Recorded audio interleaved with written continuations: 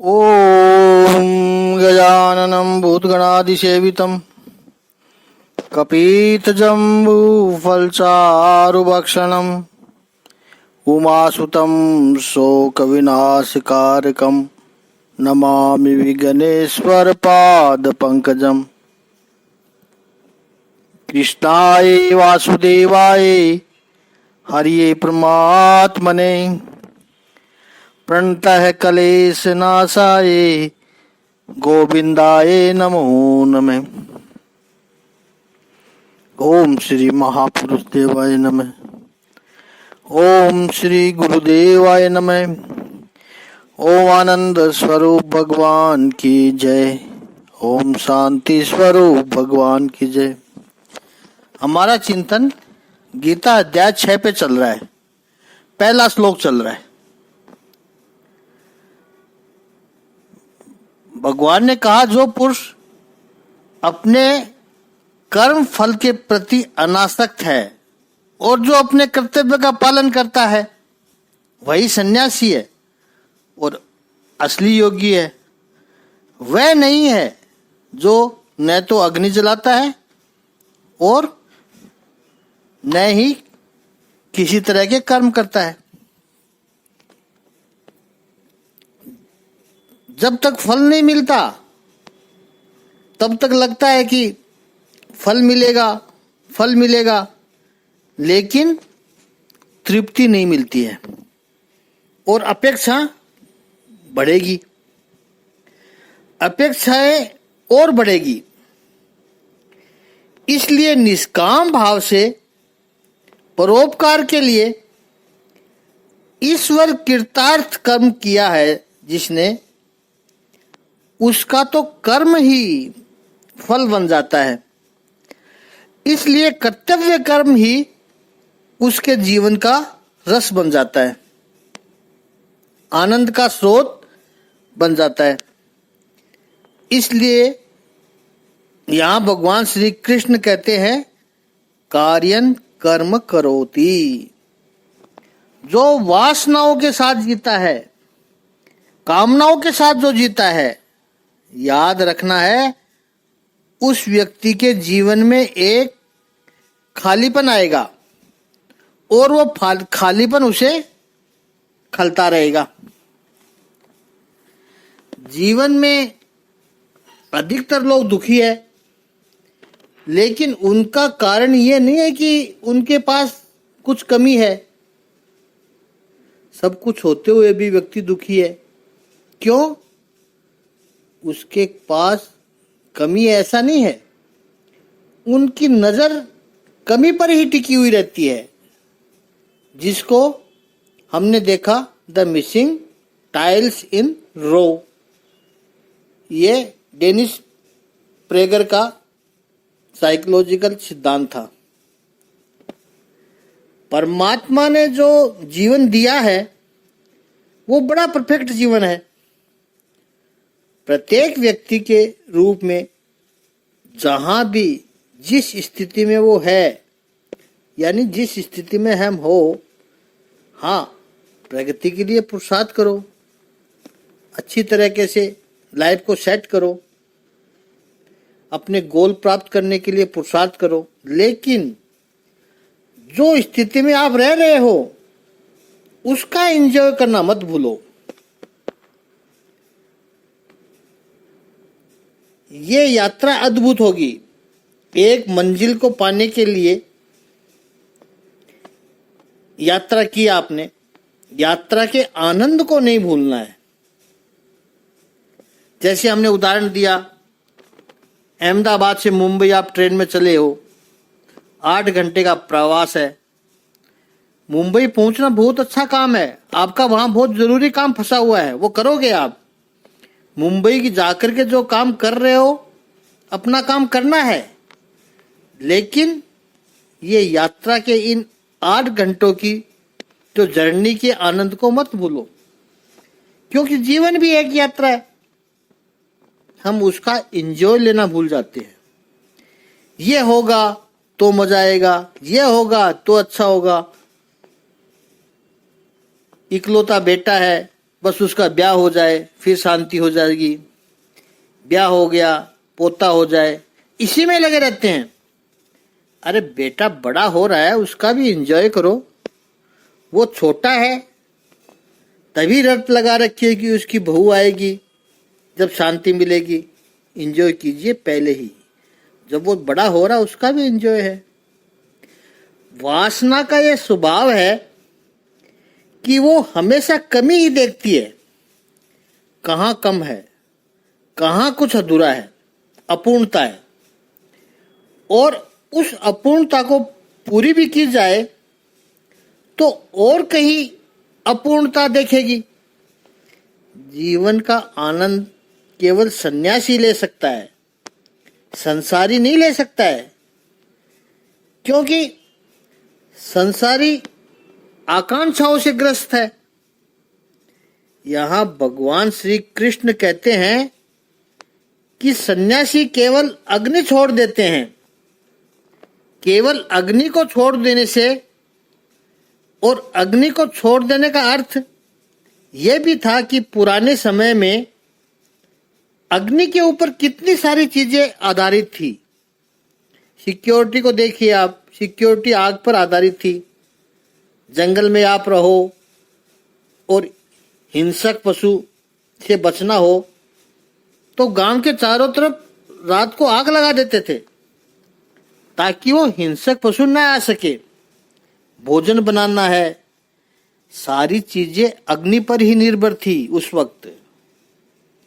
जैसे आज के युग में कोई कहे कि हम कोई यंत्र का उपयोग नहीं करेंगे, मशीन का उपयोग नहीं करेंगे, तो आप सोच सकते हो उस व्यक्ति का जीवन कैसा होगा। वैसे तो वो कुछ भी नहीं कर पाएगा, न वस्त्र पहन पाएगा क्योंकि वो भी मशीन से ही बनता है। रोटी भी नहीं खा सकेगा। पीसने के लिए मिक्सी, आटा चक्की, ये यंत्र होता है सब। अब आप सोच सकते हैं कि धीरे धीरे हम यंत्रों के कितने आदी हो गए हैं। आजकल तो छाछ भी रेडीमेड हो गई है, बाजार में आने लग गई है। आज जो हम कहें कि यंत्र छोड़ दो, इसका अर्थ 5300 साल पहले में भगवान कह रहे हैं अग्नि छोड़ देता है। वैसी ही स्थिति होगी जैसी हम आज यंत्र छोड़ने की कल्पना भी नहीं कर सकते हैं। उस वक्त अग्नि को यदि कोई छोड़ दे तो मानो उसका पूरा जीवन ही एक जगह रुक गया, वो कुछ भी नहीं कर सकता है। यहां भगवान श्री कृष्ण कहते हैं कि केवल जीवन थम जाने से, कर्तव्य कर्म न करने से व्यक्ति का सन्यास नहीं हो सकता है। बाजार में बैठा हुआ व्यक्ति सन्यासी हो सकता है, जंगल में बैठा हुआ व्यक्ति संसारी हो सकता है। उसके मन में क्या है, बस। एक गुरु के 2 शिष्य हैं, शहर में कुछ खरीदी करने आए आश्रम के लिए। एक शिष्य सीनियर था, दूसरा जूनियर था। जूनियर था, 2-3 साल ही हुए थे उसको दीक्षा लिए हुए, और जो सीनियर था वो तो 15-20 वर्षों से आश्रम में था। पूरे दिन शहर में घूमकर जो भी आश्रम के लिए खरीदी करनी थी कि थैले भरे हुए वापस चले आश्रम की ओर। और मौसम बदल गया, वर्षा होने लगी। थके भी हैं, दोनों थक गए थे। छोटा जो था गुरु भाई, उसने कहा भाई चलो आज शहर में रुक जाते हैं। बड़ा कहता है नहीं, हम सन्यासी हैं, हम भला शहर में कैसे रुक सकते हैं, जल्दी से चलेंगे, 3 घंटे में आश्रम पहुंच जाएंगे। ठीक है चलो। आधा घंटा चले, शहर के बाहर अब निकलने लगे। एक तरफ से वातावरण बदल रहा था, दूसरी तरफ से थकान भी ज्यादा थी। छोटे वाले ने कहा, गुरु भाई ये अंतिम मकान दिख रहा है, अब मेरी हिम्मत नहीं बनती आगे चलने की, मुझे लगता है मैं तो यहीं पर ही रुक जाता हूं, आप भी आओ, रुक जाते हैं यहाँ। दूसरे शिष्य ने कहा, पता है तुम क्या कह रहे हो, क्या बोल रहे हो तुम, ये अंतिम मकान है वो नर्तकी का मकान है, वैश्या लोगों का मकान है। छोटे वाले ने कहा, हमें क्या फर्क पड़ता है, हम तो जाकर के किसी कोने में सो जाएंगे, सुबह उठकर आश्रम की ओर चल पड़ेंगे। अरे हम ब्रह्मचारी हैं, सन्यासी हैं, हम कैसे यहाँ पर रुक सकते हैं, नहीं नहीं नहीं रह सकते हैं, चलो। वो कहता है, अब मुझसे एक कदम भी नहीं चला जा सकता है, मैं तो यहीं रुकूंगा। दूसरा कहता है, ठीक है, नहीं चला जाता है तो मैं तो जाता हूं, बस आधे घंटे की दूरी पर एक मंदिर है, शहर से दूर का मंदिर है, मैं तो उस मंदिर में रहूंगा, ठहर जाऊंगा रात रात, चल तू भी साथ में। आधा घंटा नहीं, मैं तो आधा कदम भी नहीं चल सकता भाई, मैं तो इसी मकान में रह जाऊंगा। बस बड़ा शिष्य था, वो मंदिर में गया आधा घंटा और चलकर, और वो छोटा शिष्य नर्तकी के वहां मकान में जाकर कहता है, मैं सन्यासी हूं। उसने कहा, ठीक है, सो जाओ नीचे वाले कमरे में जाकर के। वो नीचे वाले कमरे में सोने गया। बड़ा वाला शिष्य आधा घंटा चल करके किसी तरह मंदिर में गया।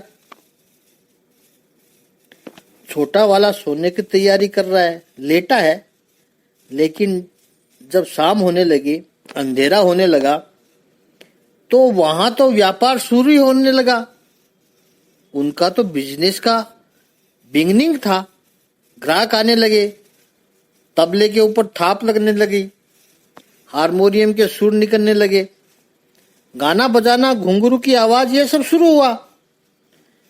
अब जो आश्रम में बिल्कुल शांत वातावरण में सोता है, उसके लिए तो सब बेकार है, वो सो नहीं पाया, वो पूरी रात करवटें बदलता रहा।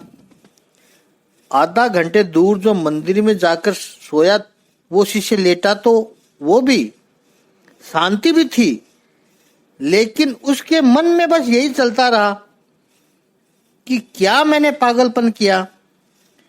वो तो जिद पर अड़ा हुआ था कि मैं तो यहीं रहूंगा। अब कैसा वो संगीत सुनता होगा, क्या पता वो नाच भी देखने बैठ जाए, मौज करता होगा। वो तो मूर्खता कर दी मैंने, यहां पर आ गया। चले जाता तो गुरु अगर डांटते तो कह देता कि इस छोटे ने बहुत जिद की, इसलिए मुझे वहां रहना पड़ा, छोटे के नाम पर बिल फट जाता। अब देखिए, मंदिर में जो शिष्य है वो मंदिर में रह करके नृत्यांगना के विचार कर रहा है, और नृत्यांगना के घर पर है वो सोचता है कि क्या नरक में आ गया मैं, मेरा बड़ा गुरु भाई कैसे मंदिर में जाके शांति से सो गया होगा। आधा घंटा में और जरा हिम्मत जुटाकर चला जाता तो कितनी शांति से सो जाता। नर्तकी के वहां जो है वो मंदिर के बारे में सोच रहा है, और मंदिर में जो मंदिर में सोया हुआ है वो नर्तकी के बारे में सोच रहा है। यही मनोस्थिति मनुष्य की है, जो जहां है वहां शांति नहीं पा सकता है, उसकी आकांक्षा कहीं और दौड़ती रहती है। सन्यासी होना, बाजार में बैठा हुआ व्यक्ति यदि अध्यात्म का चिंतन कर रहा है,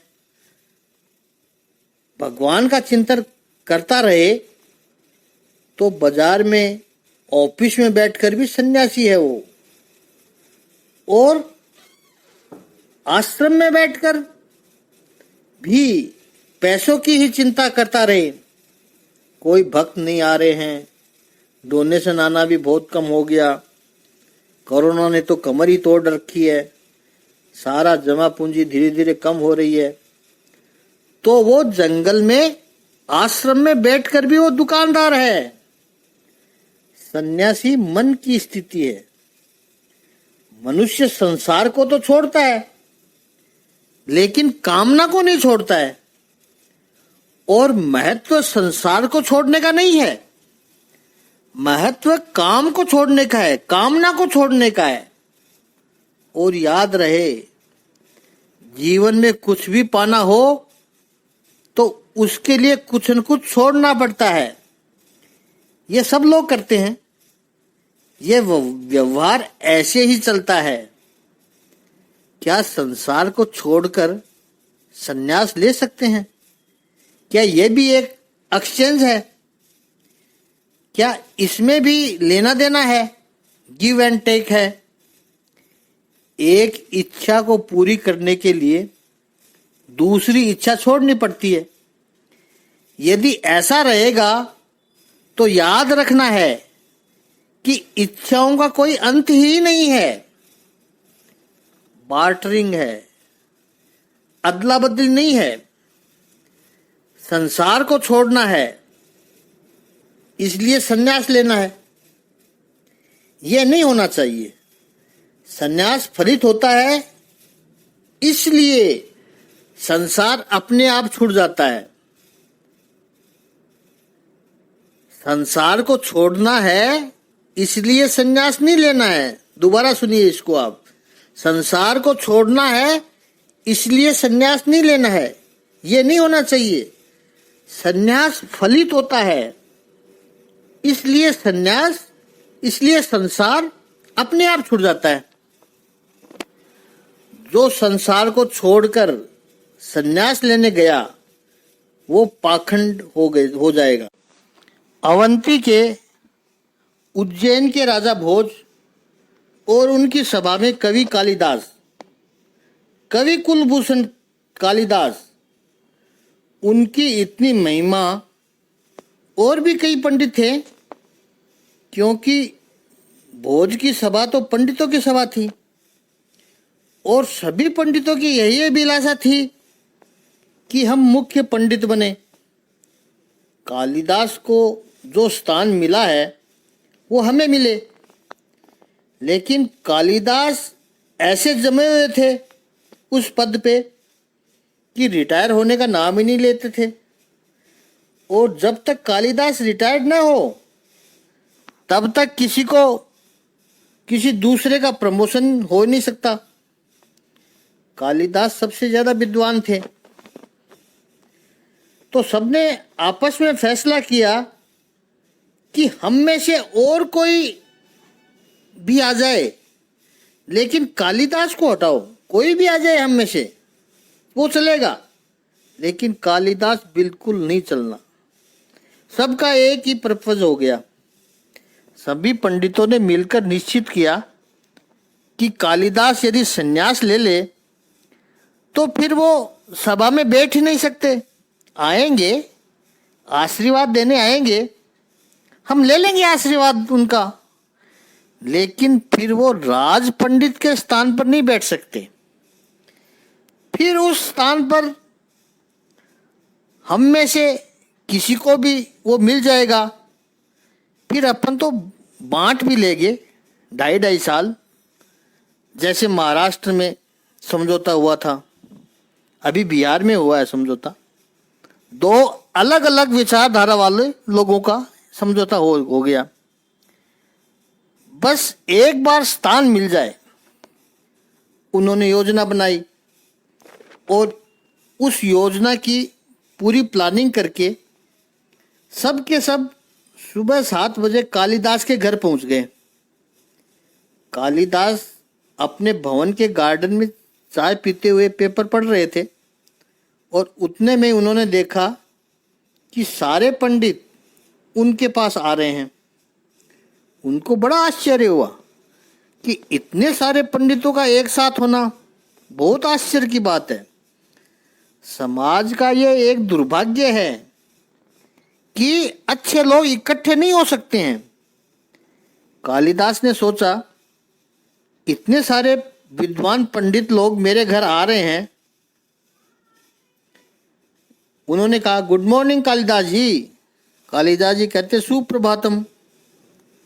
पेपर और चाय का कप टेबल पर रख दिया और हाथ जोड़कर खड़े हो गए कालिदास जी। कहने लगे, धन घड़ी धन भाग, इतने सारे विनीत लोग सुबह है, प्रातः काल में आ गए यहाँ। बताइए, यहाँ आने का आप लोगों का क्या प्रयोजन है? उन्होंने कहा कि हमने निश्चित किया है कि बहुत रह लिए हम सभा में। राजा भोज जैसा उदार और सरस्वती का उपासक, पांडित्य का गौरव करने वाला राजा है। उनकी सभा में रह करके हमने बहुत इनाम सम्मान पाए हैं। अब हमने तय किया है कि उज्जैन के सारे पंडित, राज पंडित आप हो, तो आपके नेतृत्व में चलकर काशी जाएंगे और सन्यास की दीक्षा ले लेंगे। बस अब तो जीवन में पुण्य ही करना है। कालिदास कहते हैं, ये तो बहुत बड़ा अच्छा विचार है आप लोगों का, इस पर तो आचरण करना चाहिए। कब निकलोगे? वो कहते हैं, बस अभी चलो। शुभम शीघ्रम, अच्छा संकल्प है, मन में उठा है, तुरंत उस पर आचरण करना चाहिए। कालिदास ने कहा, ठीक है, जब आप सबका ऐसा निर्णय है तो मैं कैसे मना कर सकता हूं, चलो। अंदर पूछने भी नहीं गए परिवार वालों से, निकल गए। पहुंचे बनारस, और बनारस में त्रिदंडी स्वामी, बहुत बड़े ज्ञानी, जिनको सन्यास की दीक्षा देने का अधिकार था, उनके पास पहुंचे। जाकर कहा, हम सब राजा भोज की सभा के पंडित हैं और हम सभी ने निर्णय लिया है कि आपके अधिकार में हम सब सन्यास की दीक्षा लेना चाहते हैं। उन्होंने भी स्वागत किया कि अवंती की सभा तो बड़े ज्ञानियों की सभा है, तो आपको तो अधिकार है सन्यास का, चलिए। पहले कौन लेगा सन्यास? उन सब ने कहा, कालिदास वो राज पंडित है, मुख्य वही है, तो वो पहले लेंगे। कालिदास ने कहा, देखिए बात तो सही है, राज पंडित वर्षों से हूं मैं, लेकिन ये सन्यास की जो प्रेरणा है वो तो आप सब महापुरुषों ने दी है। मैं तो ऐसे ही घर पर बैठा हुआ था, आप आए, पूछिए महाराज जी इनसे। तो त्रिदंडी महात्मा ने उनसे पूछा कि क्या ये सही कहते हैं? सबने कहा, हाँ सही कह रहे हैं। तो चलो पहले आप आओ, एक बुजुर्ग पंडित को इशारा करके कहते हैं। वो सब एक दूसरे के सामने देखने लगे, क्योंकि उनकी तो योजना ऐसी थी कि कालिदास सन्यास की दीक्षा ले ले, फिर सब लोग वापस चले जाएंगे, खिसक लेंगे वहां से। हुआ उल्टा, अब ना भी नहीं कह सकते, तो एक के बाद एक आते हैं। जब सन्यास की दीक्षा ली जाती है तो दीक्षा दिलाने वाले महापुरुष दीक्षार्थी से पूछता है कि तुम्हें क्यों सन्यास की दीक्षा लेनी है, व्हाट इज द पर्पज।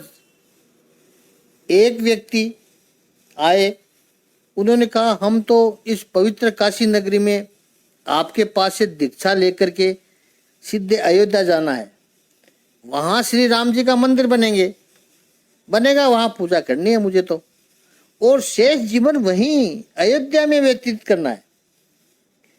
तो सन्यास की दीक्षा दी और नाम दिया रामानंद। दूसरे नाम भी बदलते हैं, सन्यास में पहले वाला नाम हटा के दूसरे और एक नया नाम दिया जाता है। दूसरे से पूछा तो उसने कहा, जमुना के तट पर जाकर भगवान श्री कृष्ण की आराधना करनी है मुझे तो, और कोई इच्छा रही नहीं संसार में। उसको भी सन्यास की दीक्षा दी, नाम दिया कृष्णानंद। तीसरे से पूछा, बस यहीं पर गंगा के तट पर भगवान विश्वनाथ की सेवा करते हुए बाकी का शेष जीवन है उसको व्यतीत करना है।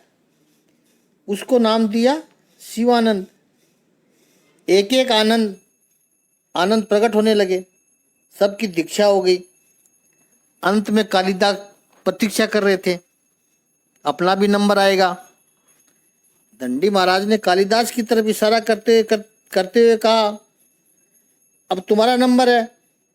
जी महाराज, कालिदास जी हाथ जोड़ करके कहता है। दंडी महाराज ने प्रश्न पूछा, बताओ आपकी क्या इच्छा है।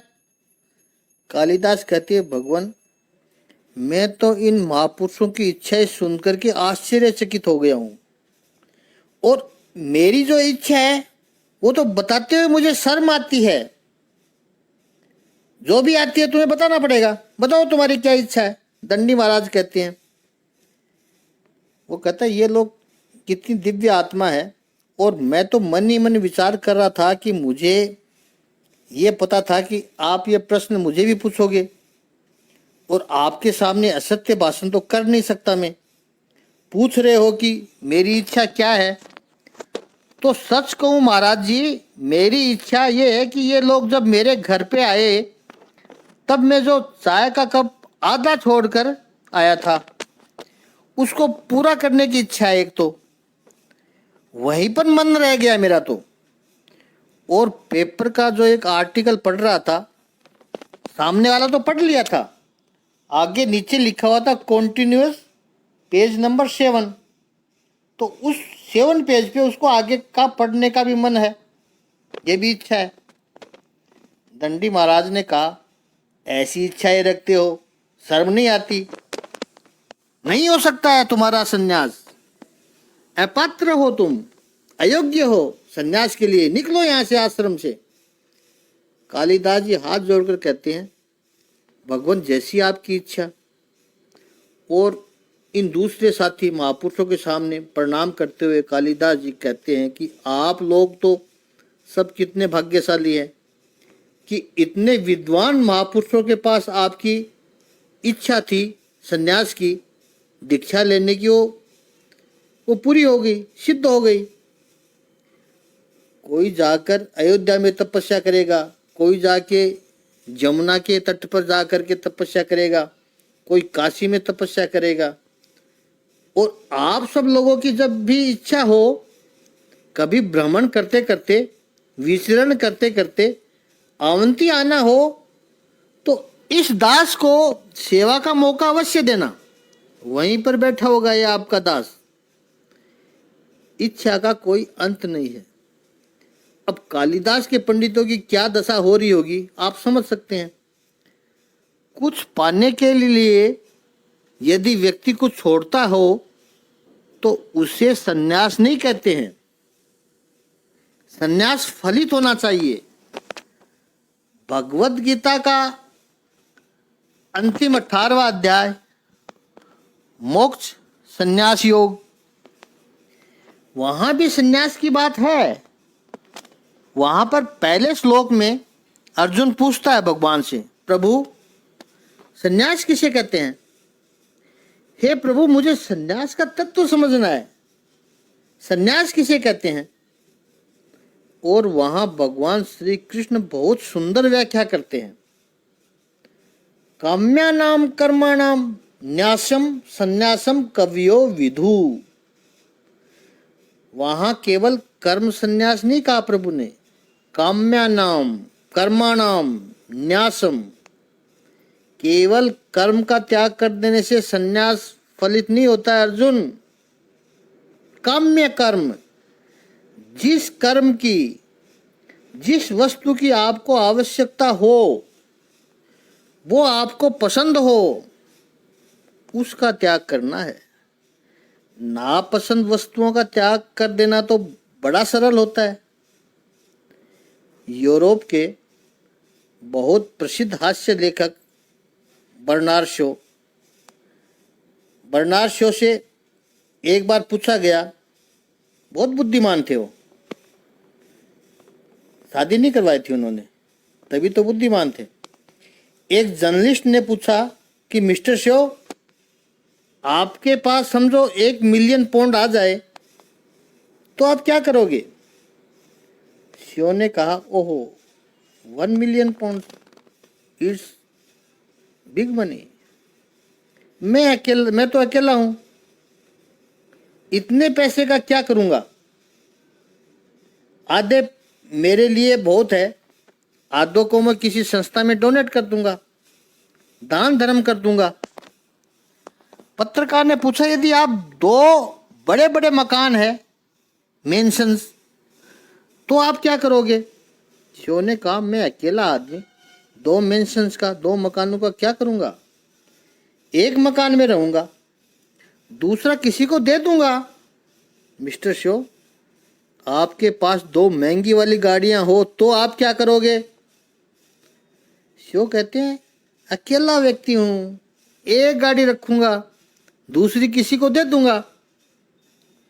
वाह, अच्छा शिव, एक बात और बताओ, आपके पास 2 शर्ट हो तो आप क्या करोगे? शिव ने कहा कि मैं किसी को कुछ भी नहीं दूंगा। प्रश्न पूछने वाले को आश्चर्य हुआ, कमाल है मिस्टर शिव, आप आधा पैसा देने को तैयार है, एक बंगला भी देने को तैयार है, एक महंगी गाड़ी भी छोड़ने को तैयार है, लेकिन एक शर्ट के लिए मना कर रहे हैं। शिव ने कहा, देख भाई, उसका कारण यह है कि मेरे पास अभी तक 1 मिलियन पाउंड है नहीं, आए नहीं है मेरे पास। 2 बंगले हैं नहीं, बने नहीं है मेरे पास 2 बंगले अभी। 2 गाड़ी है नहीं, लेकिन 2 शर्ट तो है मेरे पास, वो कैसे दूं? काम्या नाम कर्माणाम न्यासम संन्यासम कवयो विदुहु।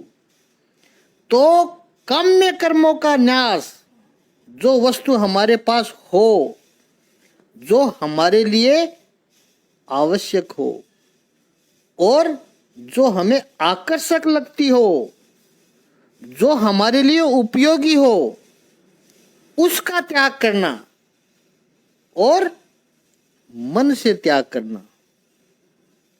सच्चा त्याग कबीर का मन से दिया उतार, उसे कहते हैं सन्यास।